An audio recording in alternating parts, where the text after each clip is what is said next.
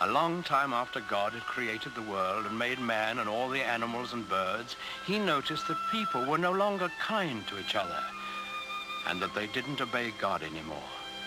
So he was angry. But God did see one man in the world who was kind and good and who obeyed the Lord's word. This man was Noah.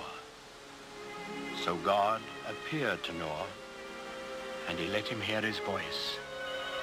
And the Lord said, "Behold, I will cause it to rain upon the earth 40 days and 40 nights. I will bring a flood on the earth to destroy all flesh, and everything that is in the earth shall die." But God told Noah to build an ark and to take 2 of every animal in it with him to keep alive during the storm.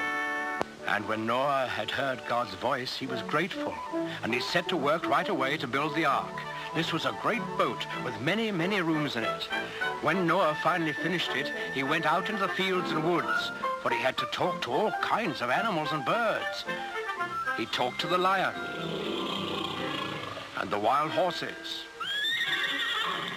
He talked to the pigs in the barnyard and the elephants in the jungle and the cute little kittens in his own house. Noah talked to all the animals on the face of the earth, even to the doves, cooing in their nests.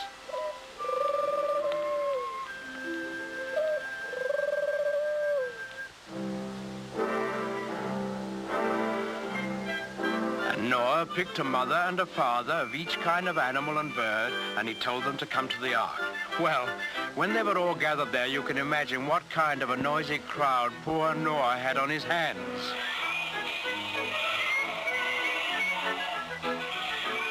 What with lions roaring and pigs squealing and monkeys chattering and hyenas laughing, well, it must have been noisier than a crowd of children on the annual Sunday school excursion.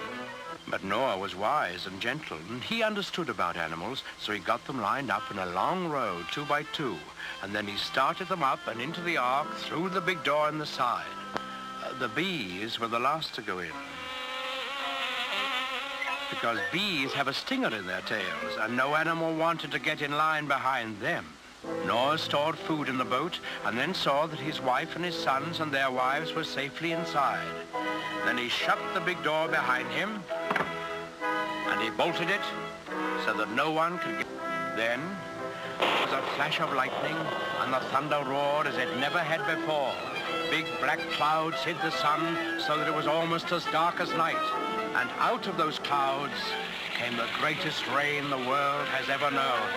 It lasted for 40 days and 40 nights, as God had promised Noah. All the land was covered with water, and not a house or a living thing remained anywhere.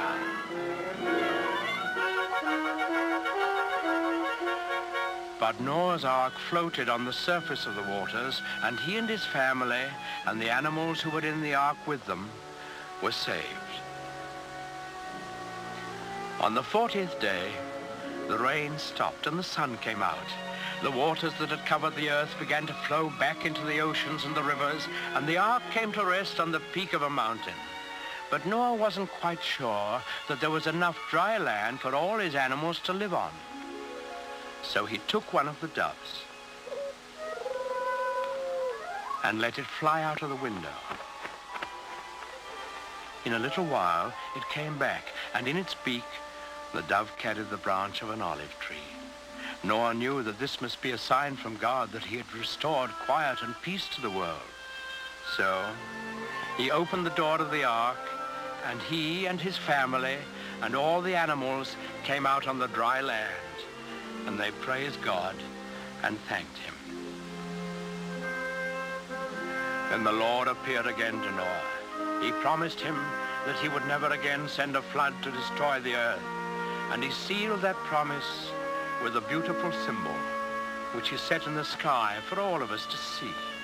That symbol The token of God's everlasting faith in man is the rainbow.